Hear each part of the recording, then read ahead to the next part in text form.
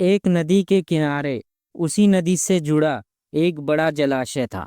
जलाशय में पानी गहरा होता है, इसलिए उसमें काई तथा मछलियों का प्रिय भोजन जलीय सूक्ष्म पौधे उगते हैं।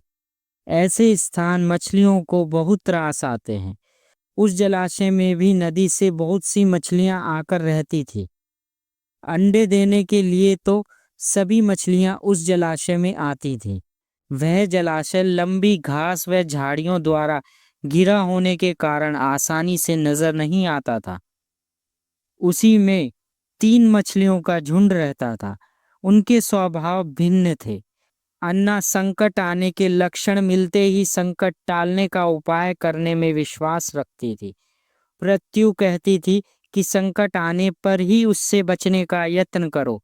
यद्दी का कहना था कि संकट को टालने से या उससे बचने की बात बेकार है। करने कराने से कुछ नहीं होता। जो किस्मत में लिखा होता है वही होकर रहेगा।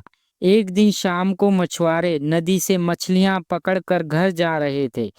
बहुत कम मछलियां उनके जाल में फंसी थीं, अतः उनके चेहरे पर उदासी थी। तभी उन्हें झाड़ियों के ऊपर मछलीखोर पक्षियों का झुंड जाता दिखाई दिया। सबकी चोंच में मछलियां दबी थीं। वे चौंके। एक ने अनुमान लगाया, दोस्तों, लगता है झाड़ियों के पीछे नदी से जुड़ा जलाशय है जहां इतनी सारी मछलियां पल रही हैं। मछुआरे पुलकित होकर झाड़ियों में से होकर जलाशय के तट पर आ निकले और ललचाई नजरों से मछलियों को देखने लगे।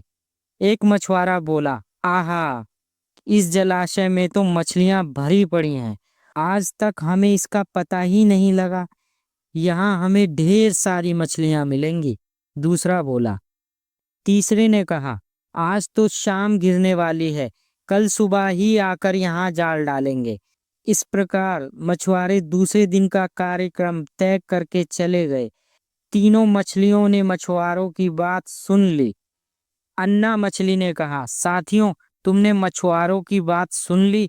अब हमारा यहाँ रहना खतरे से खाली नहीं है। खतरे की सूचना हमें मिल गई है। समय रहते अपनी जान बचाने का उपाय करना चाहिए। मैं तो अभी ही इस जलाशय को छोड़कर नहर के रास्ते नदी में जा रही हूँ। इसके बाद मछुआरे सुबह आए, जाल फेंकें मेरी बला से। तब तक मैं तो बहुत दूर अटखेलियां कर रही होंगी। प्रत्यु मछली बोली, तुम्हें जाना है तो जाओ, मैं तो नहीं आ रही। अभी खतरा आया कहाँ है जो इतना घबराने की जरूरत है। हो सकता है संकट आए ही ना। उन मछुआरों का यहाँ आने का कार्यक्रम रद्द हो सकता है। हो सकता है रात को उनके जाल चूहे कुतर जाएं, उनकी बस्ती में आग लग जाए, भूचाल आकर उनके गांव को नष्ट कर सकता है, या रात में मूसलाधार वर्षा आ सकती है और बाढ़ में भी उनका गांव बह सकता है। इसलिए उनका आना निश्चित नहीं है। जब वह आएंगे तब की तब सोचेंगे। हो सकता है मैं उनके जाल में फंसूं ही ना।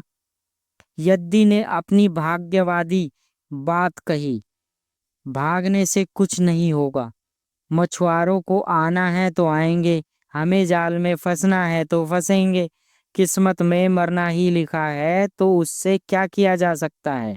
इस प्रकार अन्ना तो उसी समय वहां से चली गई। प्रत्यु और यद्दी जलाशय में ही रहीं।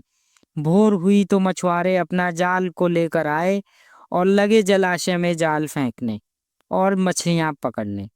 प्रत्यु ने संकट को आए देखा तो लगी जान बचाने। उसका दिमाग तेजी से काम करने लगा। आसपास छिपने के लिए कोई खोखली जगह भी नहीं थी। तभी उसे याद आया कि उस जलाशय में काफी दिनों से मरे हुए ऊदबिलाओं की लाशें तैरती रही हैं। वह उनके बचाव में काम आ सकती हैं। जल्दी ही उसे वह लाश मिल गई। लाश सड़ने लगी थी। प्रत्यु लाश के पेट में घुस गई और सड़ती लाश की सुगंध अपने ऊपर लपेट कर बाहर निकली। कुछ ही देर में मछुआरे के जाल में प्रत्यु फंस गई। मछुआरे ने अपना जाल खींचा और मछलियों को किनारे पर जाल से पलट दिया। बाकी मछलियां तो तड़पने लगीं। परंतु पृथ्वी दम साधकर मरी हुई मछली की तरह पड़ी रही।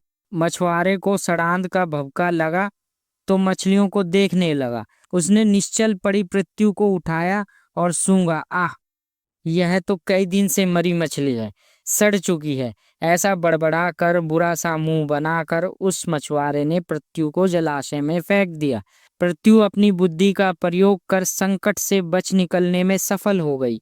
पानी में गिरते ही उसने गोता लगाया और सुरक्षित गहराई में पहुंचकर जान की खैर मनाई।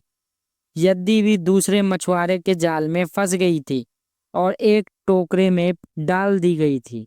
भाग्य के भरोसे बैठी रहने वाली यद्दी ने उसी टोकरी में अन्य मछलियों की तरह तड़प तड़प कर प्राण त्याग दिए।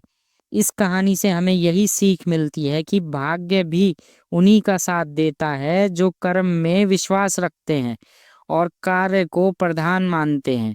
भाग्य के भरोसे हाथ पर हाथ रखकर बैठने वाले का विनाश निश्चित है। अगर आपको ये कहानी पसंद आई हो तो please subscribe, like, comment and share with your friends. Thank you.